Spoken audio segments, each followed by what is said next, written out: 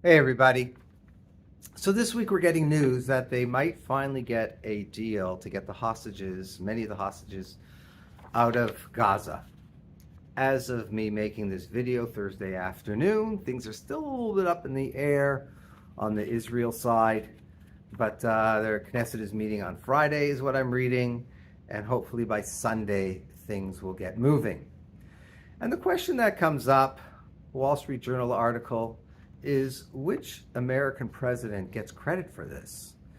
Is it President Biden or is it former and President-elect Trump?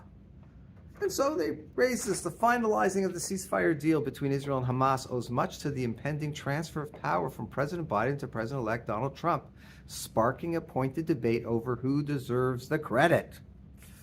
Trump posted on his TikTok, Instagram, Social Truth, whatever it's called, "We have a deal for the hostages in the Middle East. They will be released shortly. Thank you. This epic ceasefire agreement could only have happened as a result of our historic victory in November." So he clearly is taking credit for it. Biden, on the other hand, pointed out my diplomacy never ceased in their efforts to get this done. And so he's taking credit. Biden's aides point out that the accord was basically the exact same one that they had in May. Very, very, very few differences between that. On the other hand, Trump supporters say that he had pointed out that all hell will break loose unless there is a deal by the time he takes over and becomes president. But here we finally get some middle of the road. Middle East analysts and even some Biden administration officials argue the combination of Democratic and Republican efforts appears to have brought the talks to the finish line. There is the Trump effect, said Dennis Ross, who served as a senior official on Middle East issues during Democratic as well as Republican administrations. It is not his threats that affected Hamas, but his emphasis, this is Trump, on ending this before he becomes president, that influenced the Qataris, the Egyptians, and maybe even the Turks, and they individually and collectively have had the ability to pressure Hamas. And the bottom line, he also says, but the Biden team deserves credit for basically helping to craft the deal. That's Dennis Ross, who knows a thing or two about the Middle East and Israel and such. The bottom line here, it was both. It was both. Whatever you think of Biden, and I know there's a lot of people out there who probably don't like him, and then there's probably a lot of people who also don't like Trump. But the bottom line is, when it comes to this, we Jewish people, we have a notion of hakarat tov, appreciation, saying thank you. Just say thank you. You might not agree with any one particular side ideologically, philosophically, politically. That's irrelevant. If somebody does good for you, you say thank you. And if it's more than one, you say thank you to both. You know, a little bit related, not totally. In Jewish history, when it comes to Jewish law, we have Hillel and Shammai. Hillel and Shammai. No, I'm not saying Biden and Trump are like Hillel and Shammai. Okay, which one is which? All I'm saying is those were two arguments, two schools of thought, two different opinions. And we mostly go like Hillel. That's what we do. Mostly, not always, but mostly go like Hillel. But the Talmud says, Elu ve'elu divrei Elokim chayim. Both these and those are the words of the living God. We need both perspectives. Collectively, they create a whole that's better for all of us to know, even the rejected opinions. And so that's what we have here. We have two different perspectives. We have two different personalities. We have two different presidents. We needed both. That's the bottom line. And you have to have a hakarat tov. You have to say thanks to both. That's the bottom line as well.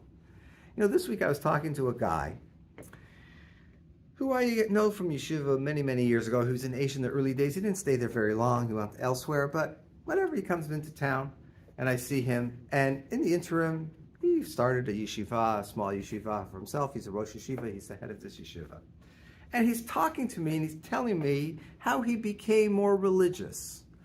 And his mother kind of influenced him. His sisters were going in that direction. But his mother put him together with a rabbi, and he said, the way he described it, he was a student rabbi at the time at the JTS, the Jewish Theological Seminary, which is conservative.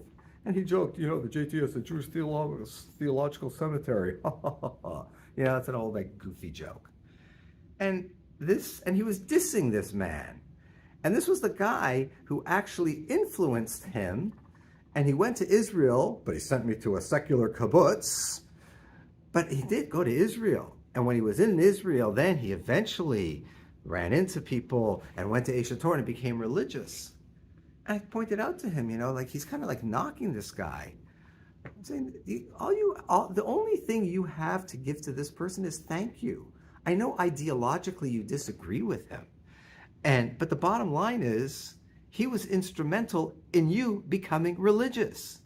And that's the important thing that we have to keep in mind here, is that even though some people might have very, very different ideological, philosophical, religious, whatever it is, different perspectives than we have, but if they've done us a tova, if they've done some good for us, hakar tov, recognize that good. Just say thank you. That's it. That's what I was pointing out to this rabbi. Just say thank you to the guy. Have you ever said thank you to him? Pointing you in the right direction, which eventually led to your lifestyle and what you dedicated your life for? Biden and Trump, I know plenty of you really, really have very strong feelings against one or the other.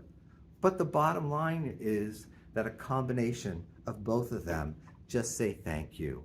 That will hopefully eventually end this terrible, terrible point in our history of these hostages, these poor hostages who've been held for so long, that this will finally come to an end, that Israel can go back to a normal life.